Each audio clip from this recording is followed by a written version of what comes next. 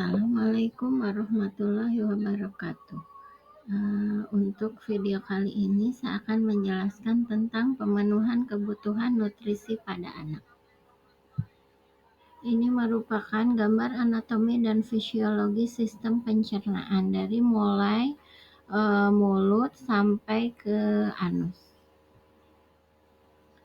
Pengertian dari nutrisi adalah substansi organik yang dibutuhkan organisme untuk fungsi normal dari sistem tubuh, pertumbuhan, dan pemeliharaan kesehatan.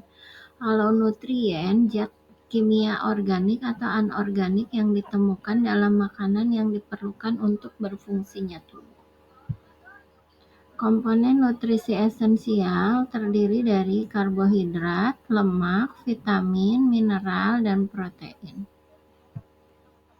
Karbohidrat merupakan zat gizi yang terdapat di dalam makanan, pada umumnya dalam bentuk amilum. Dibutuhkan tubuh untuk sumber energi. Energi dibutuhkan untuk aktivitas seperti berlari, belajar, bekerja, dan lain-lain. Yang kedua, karbohidrat berfungsi untuk membantu penyerapan, merangsang pertumbuhan, dan bakteri khusus. Bahan makanan yang mengandung karbohidrat diantaranya makanan pokok seperti beras, gandum, sagu, jagung, kentang, ubi, dan berbagai makanan olahan seperti roti dan nasi. Protein sangat berfungsi untuk pertumbuhan, pemeliharaan, dan perbaikan jaringan tubuh. Bentuk sederhananya, asam amino yang disimpan dalam jaringan berbentuk hormon dan enzim. Asam amino esensial tidak dapat disintesis dalam tubuh, tapi harus didapat dari berbagai olahan. Ada protein nabati dan protein hewani, yaitu daging, hewan ternak, susu, dan lain-lain. Kalau lemak berfungsi sebagai sumber energi, membangun jaringan, memberi rasa kenyang, dan sebagai pelarut atau pembawa vitamin. Cadangan makanan yaitu ada lemak nabati, lemak yang berasal dari tumbuhan. Itu sekitar 10-25%. Sedangkan vitamin dibagi menjadi dua bagian.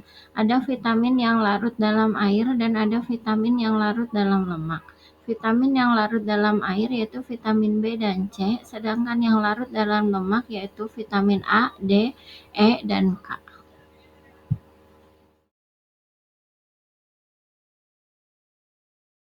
Mineral merupakan air yang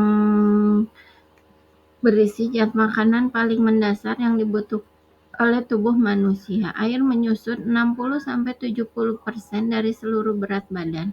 Sumbernya konsumsi cairan, buah-buahan segar, sayuran, dan air yang diproduksi selama oksidasi makanan. Pada orang sehat, intake cairan sama dengan output melalui eliminasi, respirasi, dan berkeringat.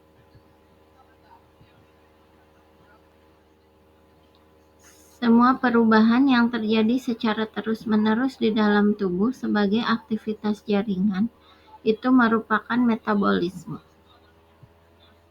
Proses suplai makanan ke dalam sel tubuh manusia dibagi menjadi beberapa.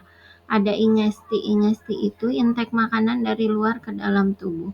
Prosesnya, pemasukan makanan ke dalam mulut, koordinasi antara otot rangka dan sistem saraf.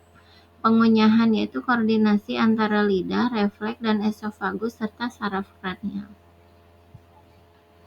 Perubahan fisik dan kimia makanan untuk dapat diabsorpsi dengan bantuan enzim dan koenzim diatur oleh hormon syaraf sehingga menjadi CIM.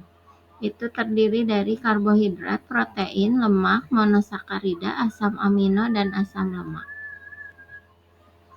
Proses masuknya partikel makanan dari saluran pencernaan ke dalam pembuluh darah dan limfe itu merupakan mayoritas dari usus halus, gaster berupa alkohol dan aspirin. Sistem limpatik yaitu zat makanan yang larut dalam lemak. Kapiler darah yaitu zat makanan yang masuk ke dalam air. Transportasi yaitu proses masuknya zat makanan yang larut dalam lemak maupun air ke dalam sel. Prosesnya, zat yang larut ke dalam air masuk ke dalam vaskuler, vena porta hepatica, heparsel.